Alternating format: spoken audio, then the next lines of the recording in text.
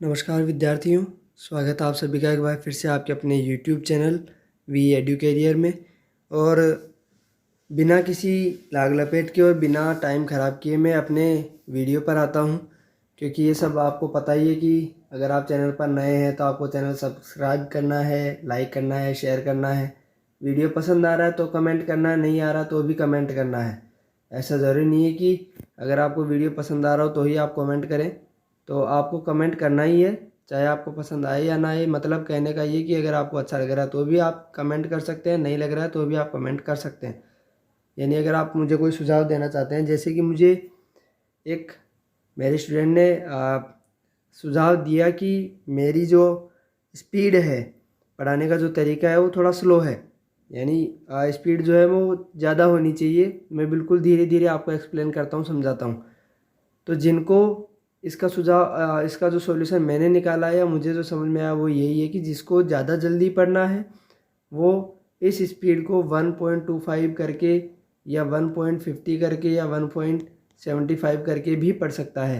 तो ऐसी बात नहीं है, अगर आपको जल्दी समझ में आता है तो आप उसका स्पीड बढ़ा लीजिए, और जिसको धीरे समझ में आता है वो एज इट इज़ समझ सकता है।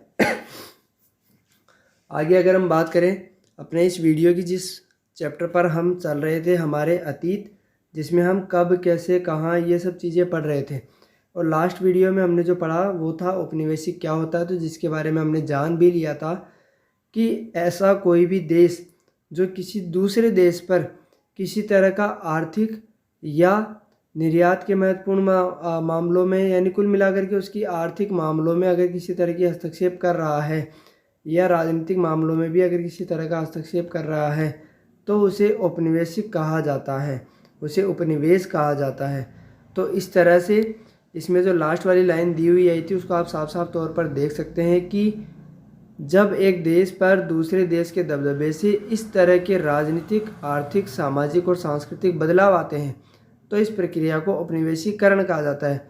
और जिस देश पर ये राजनीतिक, आर्थिक, सामाजिक और सांस्कृतिक दबाव हैं, प्रेशर है, दबदबा है, वो देश उस देश का उपनिवेश कहलाएगा। जैसे कि इंग्लैंड का हमारे यहाँ पर दबदबा था तो इंग्लैंड के लिए भारत क्या हो गया, उपनिवेश हो गया। और इसी को औपनिवेशिक होना कहा जाता है। ठीक है, अब आगे बात करें तो आगे बिंदु है हमारा, हम किस तरह जानते हैं। जानने से मतलब कि हमारा जो इतिहास है उस इतिहास को हम किस तरह से जान पाते हैं। माफ़ कीजिएगा, मेरी आवाज़ थोड़ी ख़राब है क्योंकि स्वास्थ्य ठीक नहीं है, लेकिन फिर भी मुझे लगा कि वीडियो बनाना चाहिए तो मैं बना रहा हूँ। तो इतिहास को जानने का जो तरीका है वो किस तरह से हम जान पाते हैं कि भारतीय इतिहास की पिछले 250 साल का इतिहास लिखने के लिए इतिहासकार कौन से स्रोतों का इस्तेमाल करते आए हैं। आखिर वो रिसोर्सेज क्या हैं जिनके आधार पर जो हमारे इतिहासकार हैं वो इतिहासकारों ने इतिहास लिख दिया। आखिर इन अभिलेखों को, इन प्रलेखों को या प्रशासन के द्वारा जितना कुछ हमें बताया जाता है वो सब आखिर तैयार कैसे होता है, वो चीज़ हमारे लिए जानना ज़रूरी है। तो इसमें बताया हुआ है कि प्रशासन अभिलेख तैयार किस तरह से करता है। अभिलेख का मतलब जिनसे हमें इतिहास की जानकारी प्राप्त होगी। तो अंग्रेजी शासन के द्वारा या अंग्रेजी शासन द्वारा तैयार किए गए सरकारी रिकॉर्ड इतिहासकारों का एक महत्वपूर्ण साधन होते हैं, क्योंकि उस समय पर अंग्रेज ही हमारे यहाँ पर शासन कर रहे थे, इसलिए उनके द्वारा लिखे गए इतिहास को हमने सही या सटीक मान लिया। अंग्रेज़ों की मान्यता थी कि चीज़ों को लिखना बहुत महत्वपूर्ण होता है। उनके लिए हर निर्देश, हर योजना, नीतिगत फैसले, सहमति, जांच को साफ साफ लिखना ज़रूरी था। ऐसा करने के बाद चीज़ों का अच्छी तरह अध्ययन किया जा सकता था और उन पर वाद विवाद किया जा सकता था। इस समझदारी के चलते ज्ञापन, टिप्पणी और प्रतिवेदन पर आधारित शासन की संस्कृति पैदा हुई। यानी ऐसी संस्कृति हमारे यहाँ पर पैदा हो गई जो ज्ञापन के आधार पर चलेगी। ऐसी शासन की संस्कृति हमारे यहाँ पर पैदा हो गई जो ज्ञापन के आधार पर चलेगी, टिप्पणी के आधार पर चलेगी, प्रतिवेदन के आधार पर चलेगी। अब इसका मतलब क्या हुआ? इसका मतलब ये हुआ कि हमने अभी थोड़ी देर पहले जो ऊपर पढ़ा, जैसे इसमें लिखा हुआ है ना, इस पैराग्राफ में लिखा हुआ है कि अंग्रेज़ों के द्वारा जितनी चीज़ें लिखी गई, जिनका रिकॉर्ड उन्होंने लिखा, वो क्यों लिखा? क्योंकि उनके लिए हर निर्देश, योजना, नीतिगत फैसले, सहमति, जांच साफ साफ लिखना ज़रूरी था। और लिखने से फ़ायदा क्या होगा कि आप उनका ज्ञापन दे सकते हैं कि हमने ऐसा पढ़ा था। जैसे भारतीयों ने कई आंदोलन किए तो वो किस आधार पर किए, उन ज्ञापनों के आधार पर, उन लिखे गए इतिहास के आधार पर टिप्पणी कर सकते हैं कि ऐसा आपके द्वारा लिखा गया है या इतिहास में ये चीज़ लिखी गई है कि अंग्रेज़ों ने हमारे यहाँ पर इतनी तरह के जुल्म किए, तो आप उसके आधार पर टिप्पणी कर सकते हैं, आप प्रतिवेदन प्रस्तुत कर सकते हैं। कुल मिलाकर के वो जो लिखित दस्तावेज हमारे पास होंगे उन्हीं के आधार पर आप किसी तरह की टिप्पणी पर लेख वगैरह कर सकते हैं। फिर आगे इसमें लिखा हुआ है कि अंग्रेज़ों को यह भी लगता था कि तमाम अहम दस्तावेजों और पत्रों को संभाल कर रखना ज़रूरी है, लिहाजा उन्होंने सभी शासकीय संस्थानों में अभिलेख कक्ष बनवा दिए, जैसे कि हाई कोर्ट और सुप्रीम कोर्ट। इनमें होने वाले फैसले जो होते हैं वो निचली अदालतों के लिए एक तरह का अभिलेख बन जाते हैं। यानी अगर उसी तरह से संबंधित मामला कभी भविष्य में उनको देखने को मिलता है तो वो उन अभिलेखों की शरण लेकर के या उनका आश्रय लेकर के अपने फैसले सुना सकते हैं। ठीक वैसे ही अंग्रेज़ों ने भी कुछ ऐसे अभिलेख कक्ष बनवा दिए, कुछ ऐसे स्थान बनवा दिए जिन पर वो अपने इतिहास को सुरक्षित रखेंगे। तो तहसील के दफ्तर, कलेक्ट्रेट, कमिश्नर के दफ्तर, प्रांतीय सचिवालय, कचहरी सबके अपने रिकॉर्ड रूम होते थे। महत्वपूर्ण दस्तावेजों को बचा कर रखने के लिए अभिलेखागार, संग्रहालय जैसे संस्थान भी बनाए गए। ये चीज़ें उस टाइम की हमको देखने को मिली। 19वीं सदी की शुरुआत में प्रशासन की एक शाखा से दूसरी शाखा के पास भेजे गए पत्रों और ज्ञापनों को आज भी अभिलेखागारों में देख सकते हैं। वहाँ आप जिलाधिकारी द्वारा तैयार किए गए नोट्स और रिपोर्ट पढ़ सकते हैं या ऊपर बैठे अफसरों द्वारा प्रांतीय अधिकारियों को भेजे गए निर्देश और सुझाव देख सकते हैं। 19वीं सदी के शुरुआती सालों में इन दस्तावेजों की सावधानीपूर्वक नकलें बनाई जाती थी। यानी अगर निकट भविष्य में कभी मान लो किसी अनहोनी की वजह से वो हमें सुरक्षित ना मिले तो उनकी नकलें भी बनाई गई सॉरी नकलें बनाने का मतलब कि उनका एक ऐसा रिकॉर्ड तैयार कर लेना जिससे भविष्य में अगर कभी वो दस्तावेज उपलब्ध ना हो तो उसकी जगह उस अभिलेख को प्रस्तुत किया जा सके। उन्हें खुशनवीसी के माहिर लिखते थे। किन्हें? उन नकलों को।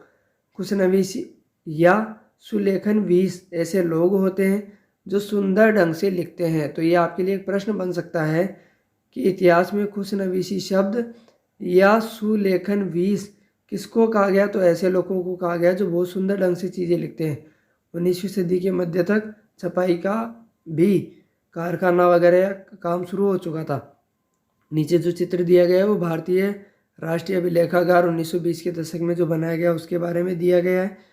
जब नई दिल्ली का निर्माण हुआ तो राष्ट्रीय संग्रहालय और राष्ट्रीय अभिलेखागार दोनों ही वायसराय के निवास स्थान के नज़दीक बनाए गए। तो साफ तौर पर जाहिर हो गया कि ये जो राष्ट्रीय अभिलेखागार ये कहाँ है? नई दिल्ली में। इससे पता चलता है कि अंग्रेज़ों की सोच में इन संस्थानों का कितना भारी महत्व था।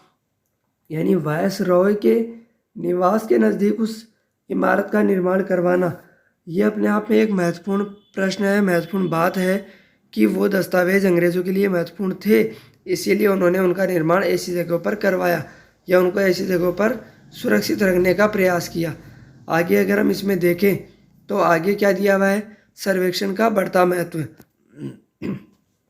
और पीछे जो बात आ रही थी कि जो तकनीक थी छपाई की वो फैलने लग गई थी। इस तकनीक के सहारे प्रत्येक सरकारी विभाग की कार्यवाहियों के दस्तावेजों की कई प्रतियां बनाई जाने लगी ताकि आने वाले निकट भविष्य में किसी तरह की अनहोनी होने पर ऐसे अभिलेखों की कमी ना पड़े। नीचे एक शरीफे का पौधा दिया गया है। इस पौधे की जानकारी यहाँ पर क्यों दी गई? क्योंकि शायद ये लेखन में काम आता होगा। तो अंग्रेजों द्वारा बनाए गए वानस्पतिक उद्यान और प्राकृतिक इतिहास के संग्रहालयों में विभिन्न पौधों के नमूने और उनसे संबंधित जानकारी इकट्ठा की जाती थी। इन नमूनों के चित्र स्थानीय कलाकारों से बनवाए जाते थे। अब इतिहासकार इस बात पर ध्यान दे रहे हैं कि इस तरह की जानकारी किस तरह इकट्ठा की जाती थी और इससे उपनिवेशवाद के बारे में क्या पता चलता है।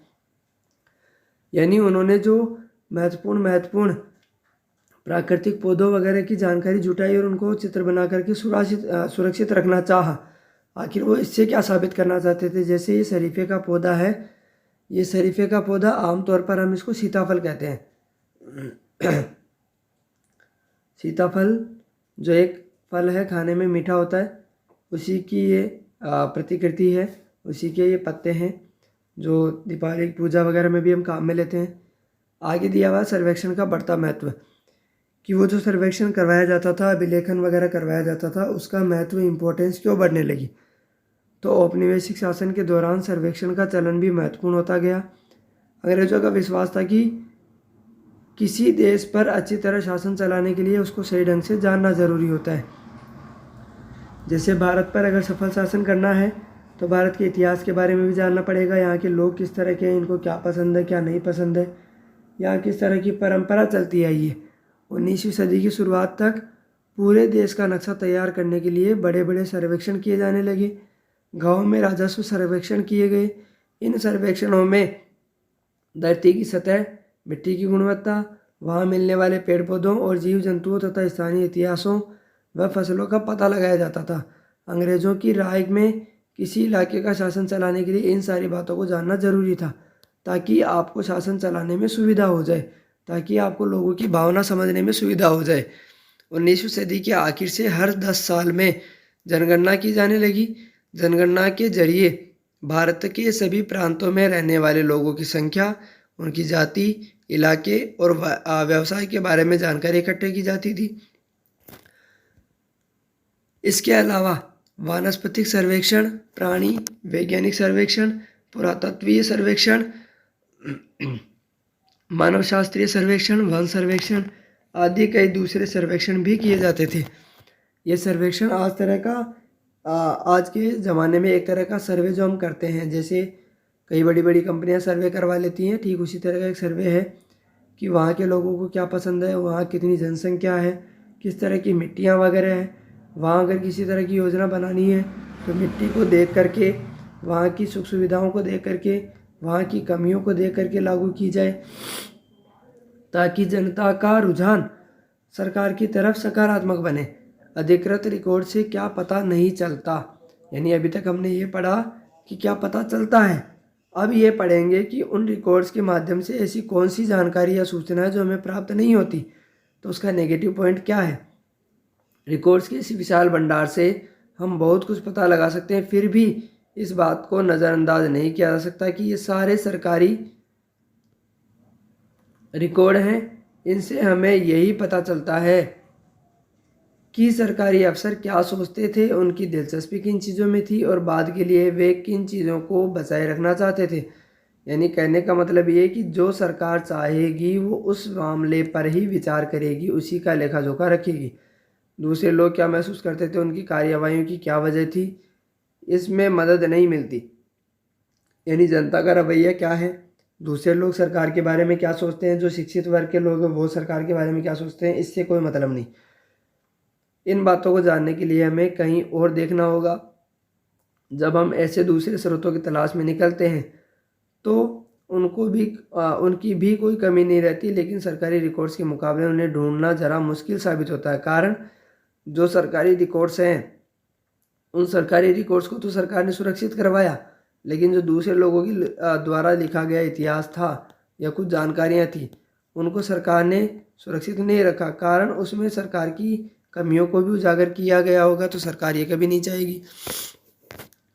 इस लिहाज से लोगों की डायरियाँ, तीर्थ यात्राएँ, यात्रियों के संस्मरण, महत्वपूर्ण लोगों की आत्मकथाएँ, स्थानीय बाज़ारों में बिकने वाली लोकप्रिय पुस्तिकाएँ महत्वपूर्ण हो जाती हैं। जैसे जैसे छपाई की तकनीक फैली, अखबार छपने लगे और विभिन्न मुद्दों पर जनता में बहस भी होने लगी, नेताओं और सुधारकों ने अपने विचारों को फैलाने के लिए लिखा, कवियों और उपन्यासकारों ने अपनी भावनाओं को व्यक्त करने के लिए लिखा। ये सारी चीज़ें उनके द्वारा बताई गई हैं जो लेखन में या सरकारी रिकॉर्ड में किसी तरह की रुचि नहीं रखते थे, सरकारी रिकॉर्ड से जो अलग है। लेकिन ये सारे स्रोत उन लोगों ने रचे हैं जो पढ़ना लिखना जानते थे। इनसे हमें यह पता नहीं लगता कि आदिवासी और किसान, खदानों में काम करने वाले मजदूर, या सड़कों पर ज़िंदगी गुजारने वाले गरीब किस तरह के अनुभवों से गुजरे होंगे।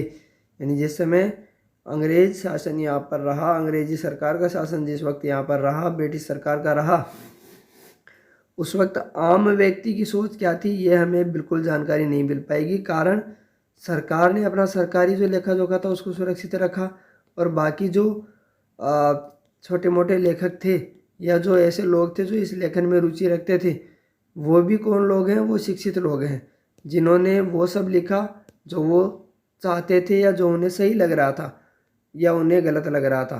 हो सकता है कुछ मामले ऐसे भी हों जिनमें उनको सरकार गलत लग रही हो लेकिन जनता को सही। कुछ मामले ऐसे हो सकते हैं जिनमें जनता को सरकार सही लग रही हो लेकिन उनको गलत। अगर हम थोड़ी और कोशिश करें तो हम इसके बारे में भी जान सकते हैं। जैसे जैसे आप इस किताब में पढ़ेंगे, आगे बढ़ेंगे, आपको ये बात समझ में आने लगेगी कि आम लोग जो हैं उनकी सोच सरकार को लेकर क्या थी। तो आप केवल सरकारी दस्तावेज़ों के पीछे ना रहें, सरकारी दस्तावेज़ों के बारे में ना जानकारी जुटाएं, बल्कि ऐसे लोगों या ऐसी छोटी मोटी किताबों के बारे में भी आपको जानकारी मिलनी चाहिए। आप वहाँ से भी इतिहास के बारे में बहुत कुछ जुटा सकते हैं। जैसे इस चित्र में दिया हुआ है 1857 की विद्रोही, तो ये जो 1857 का विद्रोह है इसके बारे में क्या लिखा गया है कि तस्वीरों को भी बहुत ध्यान से देखना चाहिए, क्योंकि कई बार ऐसा होता है कि कुछ व्यक्ति ऐसे होते हैं जो लेखन कला में माहिर नहीं होते, वो अपने शब्दों को सही ढंग से बयान नहीं कर पाते, लेकिन चित्रों के माध्यम से वो अपनी व्यथाओं को व्यक्त कर देते हैं। कुछ व्यक्ति ऐसे होते हैं जो शिक्षित नहीं होते, पढ़े लिखे नहीं होते, लेकिन कुछ कविताएं, कुछ गीत, कुछ गज़लें अपने द्वारा तैयार करके वो अपनी भावनाओं को व्यक्त कर देते हैं। तो कहने का मतलब सीधा सा ये है कि जैसे अभी थोड़ी देर पहले आया कि सरकारी रिकॉर्ड्स के अलावा जो शिक्षित वर्ग के लोग थे उन्होंने बहुत कुछ अपने बारे में, समाज के बारे में, उस समय की परिस्थितियों के बारे में लिखा है, लेकिन ये 100% सही नहीं हो सकता। 100% आप इसको सही नहीं मान सकते कि उन्होंने या सरकारी महकमों ने जो लिख दिया वही सब कुछ सही है। हो सकता है चित्रों में जो बयां किया गया वो सही हो सकता है कुछ कवियों वगैरह ने जो कविताएं लिख दी वो सही हो, उन्होंने भी तो वही चीज़ बताई, उनके मन से भी तो वही भाव निकले। चित्रकार की सोच पता चलती है 1857 के विद्रोह के बारे के बाद।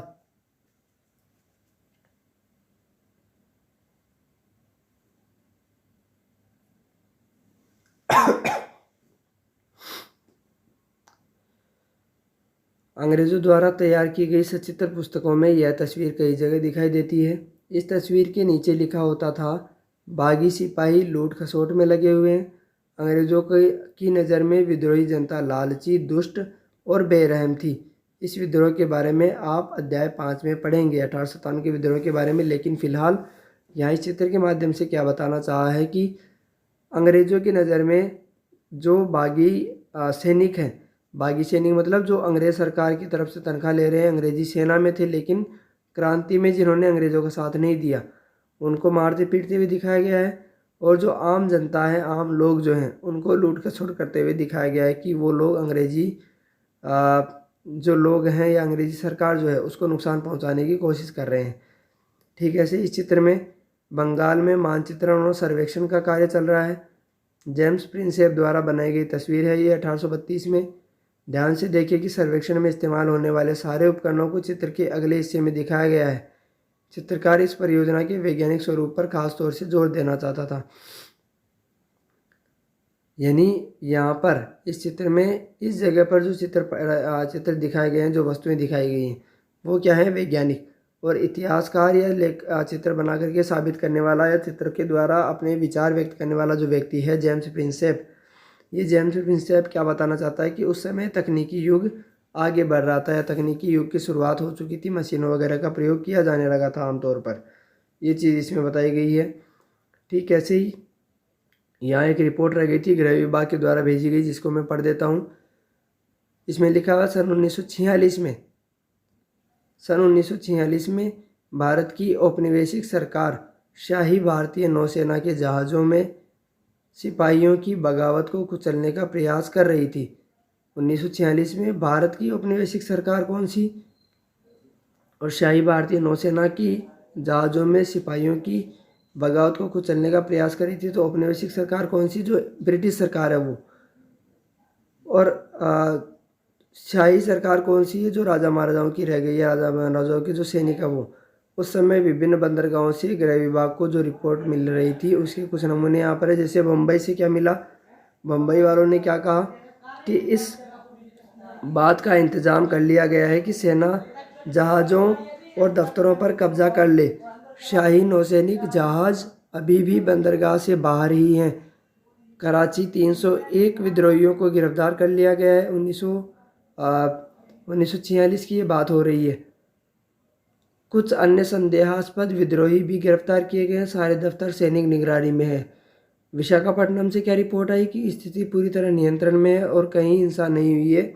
जहाज़ों और प्रतिष्ठानों पर सैनिक गार्ड तैनात कर दिए गए हैं। किसी परेशानी की उम्मीद नहीं है सिवाय इसके कि संभव है कुछ सिपाही काम पर ना आए। यानी हो सकता है कि बगावत के लिए कुछ सिपाही जो हैं वो काम पर ना आए, लेकिन ज़्यादा नुकसान अंग्रेज़ सरकार को नहीं उठाना पड़ेगा।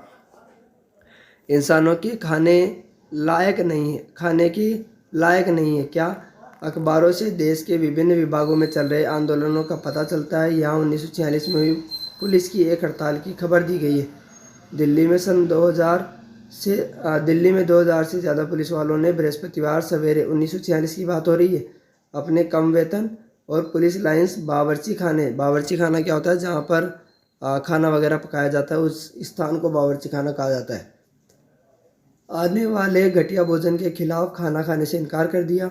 जैसे जैसे यह खबर दूसरे पुलिस थानों तक पहुंची, वहाँ भी पुलिस वालों ने खाने से इनकार कर दिया। एक हड़ताली का कहना था, पुलिस लाइंस की रसोई से हमारे लिए जो खाना आता है वह कोई इंसान नहीं खा सकता। हमें जो चपाती और दाल खानी पड़ती है उसे जानवर तक नहीं खाते। यानी उस तरह की गतिविधियों के बारे में बताने के लिए। तो उस छोटे से ब्रैकेट के माध्यम से क्या बताना चाहा है कि इस तरह से भी कुछ इतिहासकार या कुछ लोगों ने अपने बारे में या उस समय की परिस्थितियों के बारे में लिख दिया है। अभी आपको कहीं पर लिखा हुआ मिलेगा नहीं, और ये जरूरी नहीं है कि ये पुलिस वालों के साथ हो रहा है तो आम जनता के साथ भी ऐसा ही हो रहा हो, या बड़े अधिकारी जो भारतीय समाज के थे उनके साथ भी ऐसा ही हो रहा हो। आगे प्रश्न उत्तर दिए हुए हैं। तो अब इस चैप्टर की समाप्ति होती है इसी के साथ। तो 3 क्लासों में मैंने आपके लिए वीडियो बनाया और उम्मीद है कि ये सारे वीडियोज़ आपको पसंद और समझ में आए होंगे। फिर भी अगर आपका कोई सुझाव हो तो बेशक आप मुझे कमेंट करके बता सकते हैं। स्क्रीन पर चलने वाले व्हाट्सएप नंबर पर आप मुझे अपने सुझाव भेज सकते हैं। उसमें कोई दो राय नहीं है, क्योंकि आपके मार्गदर्शन में ही मैं आगे बढ़ना चाहता हूँ, या आपके सुझावों के आधार पर ही मैं अपने आप में सुधार कर सकता हूँ। तो आज के लिए फ़िलहाल इतना ही, क्योंकि स्वास्थ्य थोड़ा ख़राब है, गला भी बैठा हुआ है। कोशिश करूँगा जल्दी आपके लिए एक नया चैप्टर लेकर के आने की, नया वीडियो बनाने की। तब तक के लिए अलविदा, तब तक के लिए धन्यवाद। स्वस्थ रहिए, मस्त रहिए।